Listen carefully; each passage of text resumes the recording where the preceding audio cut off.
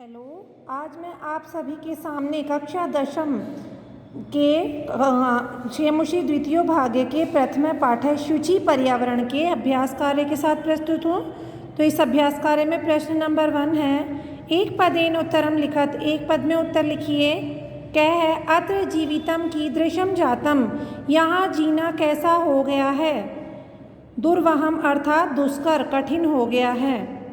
ख ऐनिशम महानगर मध्य किम प्रचलति, रात दिन महानगरों के मध्य क्या चल रहा है। कालाय सकचक्रम, समय रूपी ये जो पहिया, प्रदूषण का पहिया चल रहा है। कुत्सित वस्तु मिश्रितम किम अस्ति, बेकार और बुरी चीज़ों से मिश्रित क्या है। भक्ष्यम यानी हमारे खाने योग्य पदार्थ अर्थात भोजन भी कुत्सित वस्तु मिश्रितम अस्ति। घ है अहम कस्मै जीवनम कामये, मैं किसके जीवन की कामना करता हूँ। अहम मानवाय जीवनम कामये, मैं मनुष्य के जीवन की कामना करता हूँ। ड़ केशाम माला रमणीया, किसकी माला हमें अत्यधिक सुंदर लगती है। हरित तरुणाम, हरे भरे वृक्षों की। ललित लता नाम, और कोमल और सुंदर लताओं की। प्रश्न नंबर 2 है, अधोलिखितानां प्रश्नानां उत्तराणि संस्कृत भाषया लिखत, नीचे लिखे हुए प्रश्नों के उत्तर में संस्कृत भाषा में लिखने हैं। तो प्रश्न इसका है कवि किमर्थम प्रकृति शरणम इच्छति, कवि किस लिए प्रकृति की शरण में जाना चाहता है। तो इसका उत्तर है कवि महानगरस्य दुर्वहम जीवनम दृष्ट्वा तस्मात् भीतः शुद्ध पर्यावरणाय प्रकृति शरणम इच्छति। कवि महानगरों के दुष्कर जीवन को देख करके उससे डरा हुआ होकर के शुद्ध पर्यावरण के लिए प्रकृति की शरण में जाना चाहता है। ख है कस्मात् कारणात् महानगरेषु संचरणम कठिनम वर्तते, किस कारण से महानगरों में चलना भी कठिन हो गया है। तो देखिए, अहर्निशम लोह चक्र से संचरणात्, रात दिन लोहे के जो पहिए चल रहे हैं उनके चलने से। याना नाम बाहुल्यात, यानों की बहुलता से। महानगरेषु संचरणम कठिनम वर्तते, महानगरों में घूमना और चलना भी कठिन हो गया है। अर्थात रात दिन चलने वाले लोहे के पहियों के से और यानों की बहुलता से महानगरों के मध्य चलना कठिन हो गया है। ग है अस्माकं पर्यावरणे किम किम दूषितम अस्ति, हमारे पर्यावरण में क्या क्या दूषित है। तो देखिए, अस्माकं पर्यावरणे वायुमंडलम जलम भक्ष्यम धरातलम च दूषितम वर्तते, हमारे पर्यावरण में वायुमंडल, जल, खाने योग्य पदार्थ, भोजन और धरातल भी क्या है, दूषित है। ग है कवि कुत्र संचरणम कर्तुम इच्छति, कवि कहाँ घूमना चाहता है, कवि कहाँ जाना चाहता है। तो देखिए, कवि ग्रामांते एकांते कांतारे संचरणम कर्तुम इच्छति, कवि गांव के अंत में, एकांत में और बिल्कुल शांति युक्त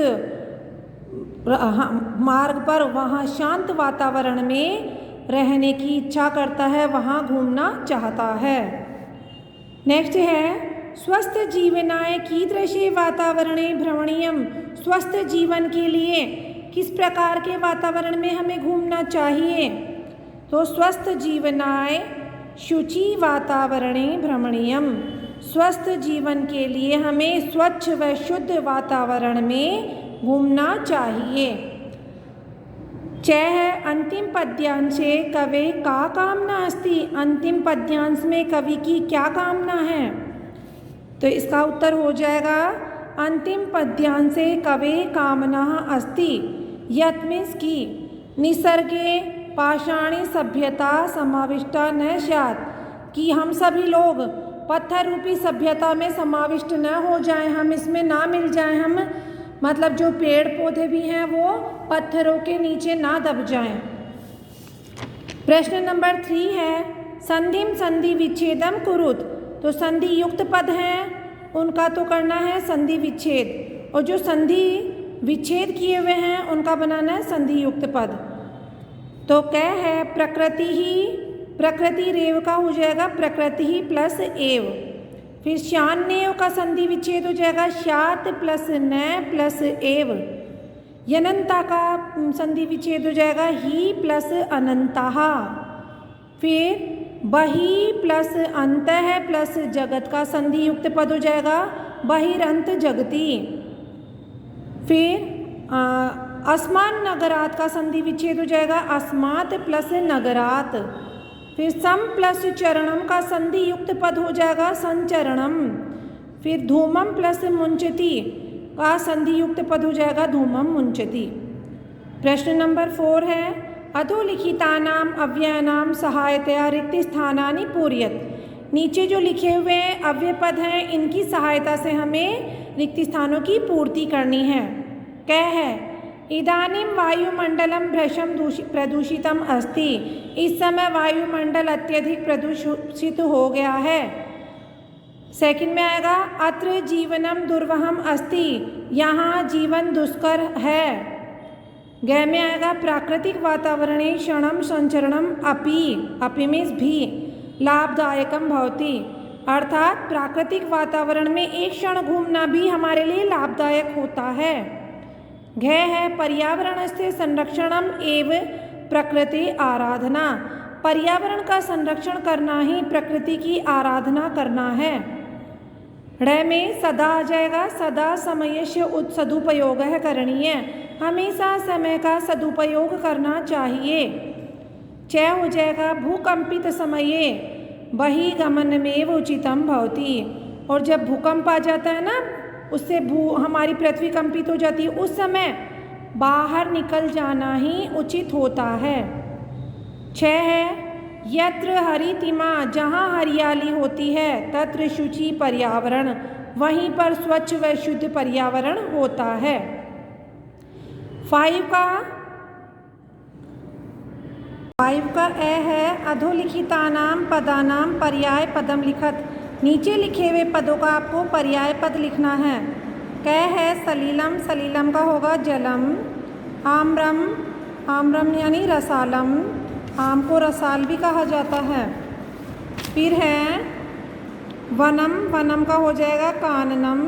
शरीरम का हो जाएगा तनु। कुटिलम का हो जाएगा वक्रम। पाषाण का हो जाएगा प्रस्तरम। आ है इसका अधोलिखित पदानाम विलोम पदानी पाठा चित्वा लिखत। अधोलिखित पदों के विलोम पद लिखने हैं विपरीतार्थक शब्द लिखने हैं। सुकरम का दुष्करम। दूषितम का शुचि। ग्रहणंती का वितरंती। निर्मलम का सैमलम। दानवाय का मानवाय और शांता का अनंतः। प्रश्न नंबर 6 है उदाहरणम अनुसृत्य पाठा चित्वा च समस्त पदानि समास नाम च लिखत। तो आपको पाठ से चुन करके समस्त पद लिखने हैं और उन समासों के नाम भी लिखने हैं। जैसे दे रखे हैं हमें विग्रह पद दे रखे हैं फिर समस्त पद बनाना है और उसका नाम लिखना है। कै है मलेन सहितम मल सहित का हो जाएगा सैमलम अव्ययी भाव समास। फिर है ख है हरिता च ये तरव है हरे हैं जो पेड़ तेषाम उनको क्या कहा जाता है हरित तरुणाम और इसमें है कर्मधारय समास। ग है ललिता च या लता जो ललित हैं मनोहर हैं ऐसी लताओं को क्या कहा जाता है ललित लतानाम कर्मधारय समास। नेक्स्ट है नवा मालिका नई नई मालाएं तो उसको कहा जाएगा नवमालिका और इसमें भी है कर्मधारय समास। फिर धृत है सुख संदेश येन। ग है इसी का धृत है सुख संदेश येन इसका हो जाएगा उसको क्या कहा जाता है धृत सुख संदेशम बहुव्रीहि समास। फिर है कज्जलम इव मलिनम कोयले के समान मलिन यानी काला कज्जल मलिनम कर्मधारय समास।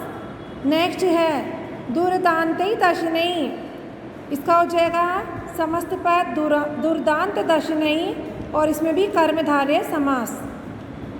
प्रश्न नंबर 7 है रेखांकित पदम आधृत्य प्रश्न निर्माणम कुरुत। हमें जो रेखांकित पद दिए हुए हैं उन्हें आधार मान के हमें प्रश्न निर्माण करना है। क्या है शक्तियानम कज्जल मलिनम धूमम मुंचति। यानी जो ये गाड़ियाँ चल रही हैं वो क्या कर रही हैं, कोयले के समान काला धुआं छोड़ती है। तो हमें प्रश्न बनाने के लिए क्या करना होगा, कज्जल मनिलम की जगह कीदृशम बनेगा आपका पूर्ण वाक्य, शक्तियानम कीदृशम धूमम मुंचति और प्रश्नवाचक चिन्ह।